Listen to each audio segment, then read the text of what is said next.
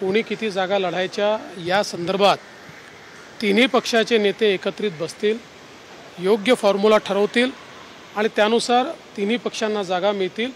निश्चितपणे भाजप सर्वात मोठा पक्ष असल्यामुळे भाजपला सर्वात जास्त जागा मिळतील, पण आमच्या सोबतचे जे दोन पक्ष आहेत त्यांचा पूर्ण सन्मान हा यामध्ये राखला जाईल। पुण्याच्या प्रकरणामध्ये रक्ताच्या नमुन्यामध्ये हेराफेरी झाल्याचं आलेलं आहे आणि 2 डॉक्टरांना सुद्धा निलंबित केलं। या ठिकाणी जी काही घटना आहे ती अतिशय गंभीर आहे आणि पोलिसांनी योग्य प्रकारे इन्व्हेस्टिगेशन केल्यामुळेच आणि जे काही CDR वगैरे काढले त्यातनं लक्षात आलं की याच्यामध्ये गडबड आहे आणि म्हणून त्याचे धागेदोरे हे मुळापर्यंत जाऊन काढल्यानंतर लक्षात आलं की हा जो काही मुलगा होता जो आरोपित आहे त्याचे जे रक्ताचे नमुने आहेत ते रिप्लेस करून दुसरे नमुने घेण्यात आले होते, परंतु त्याचे दुसरे नमुने पोलिसांजवळ असल्यामुळे लगेच त्याचा पर्दाफाश करण्यात आला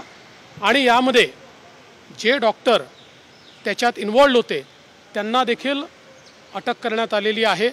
त्यामुळे हे जे काही प्रकरण आहे याच्या पूर्ण मुळाशी आणि तळाशी गेल्याशिवाय पोलीस विभाग थांबणार नाही। बीडमध्ये वंजारी समाज आणि मराठा समाजामध्ये जातीय तेढ निर्माण झाली। बीडमध्ये वंजारा समाज आणि मराठा समाजामध्ये जातीय तेढ वाढताना दिसत आहे। मला असं वाटतं की असं काही घडणार नाही।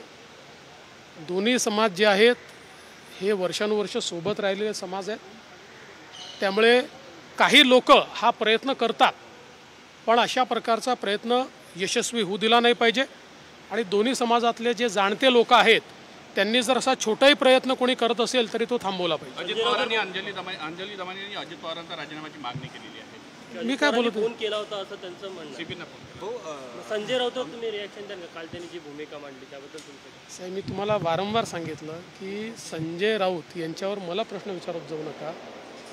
जे लोक गांजा पिऊन त्या ठिकाणी लेख लिहितात, मला असं वाटतं, खरं मी त्यांच्यावर कधी बोलत नाही, पण मला वाटतं ते लंडनला आहेत असं समजलं मला। तिथे चांगले मानसोपचार तज्ज्ञ आहेत, योग्य त्यांनी औषध घ्या।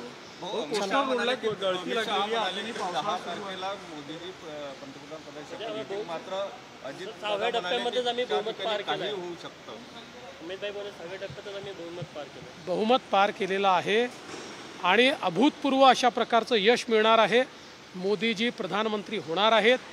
आता शपथविधी ते कधी घेतील हे मी नाही सांगू शकत, पण निश्चितपणे मोदीजीच देशाचे प्रधानमंत्री होणार आहेत।